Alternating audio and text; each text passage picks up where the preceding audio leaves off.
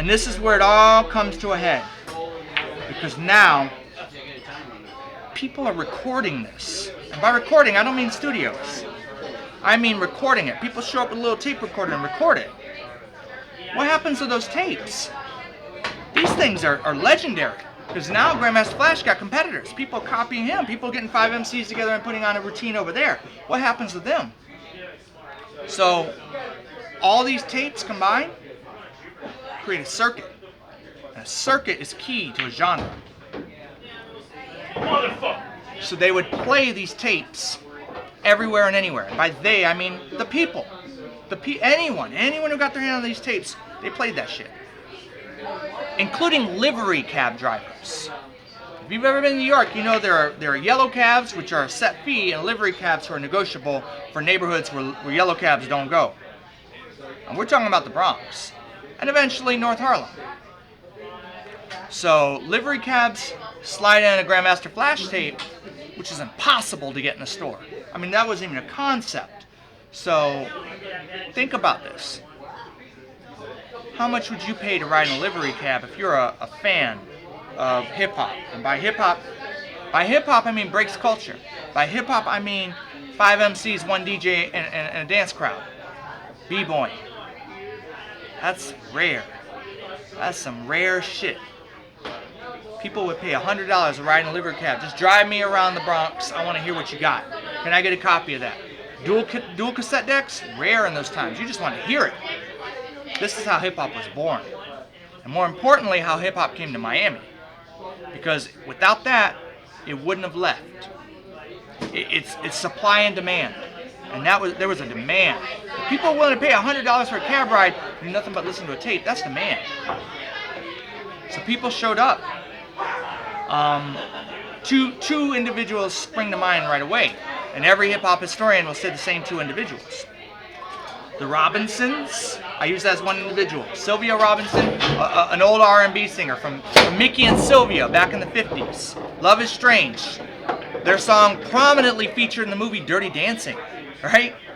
Who knew that she would be the one to fund rap records, right?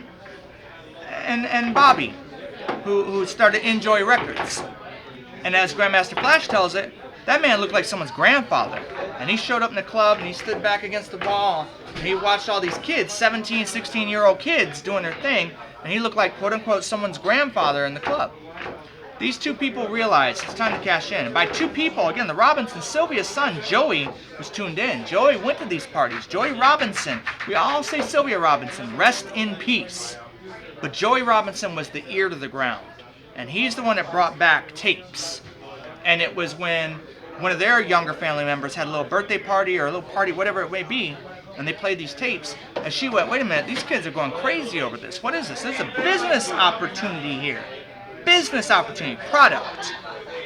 Culture follows products.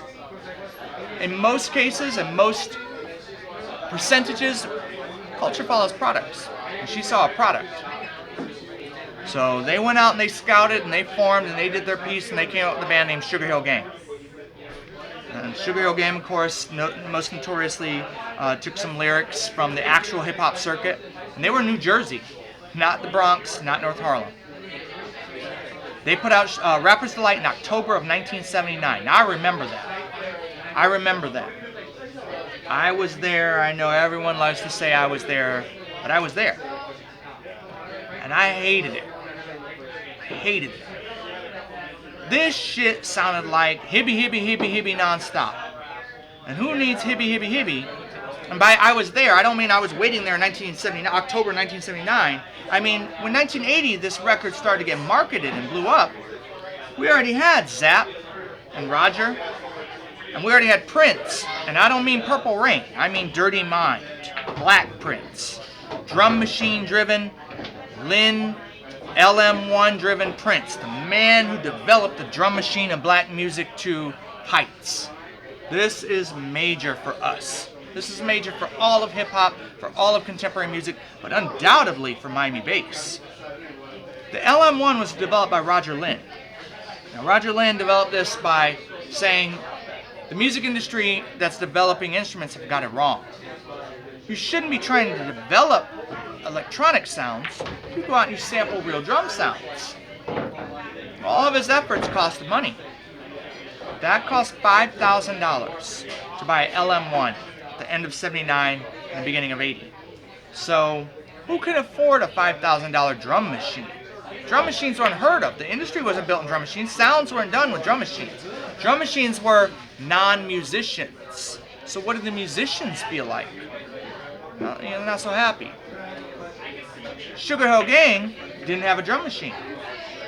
And as much as music critics want to say they hired a live band to replay it, which is partially true, are you telling me Sylvia Robinson hired a whole string orchestra to go one time? No. It's not called sampling, it's called tape loops. And this is where people who have no history of engineering know. That's a tape loop with a live band grafted on. And they figured out a way to engineer that, and God bless those genius engineers who figured out how to do that to ultimately develop sampling. Now, rockists may take issue with that, musicians may take an issue with that, and we'll get to that later. Sampling is an art form.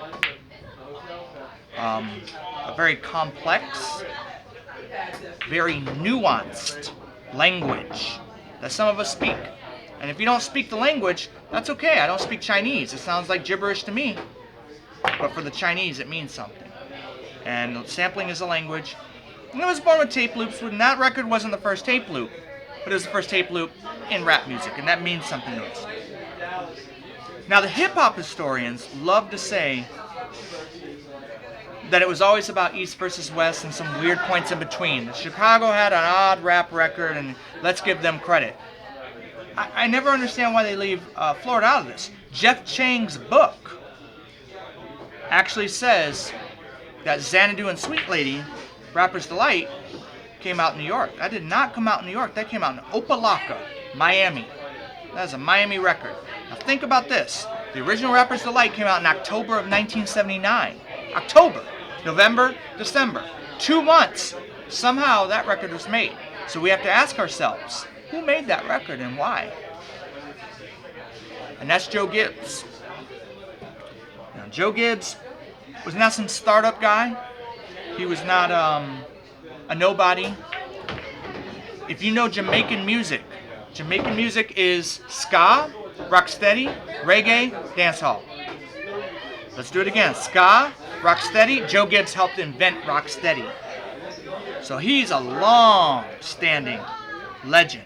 And when he moves to Opelika and starts his own record label, named Joe Gibbs Music, and senses there's something here.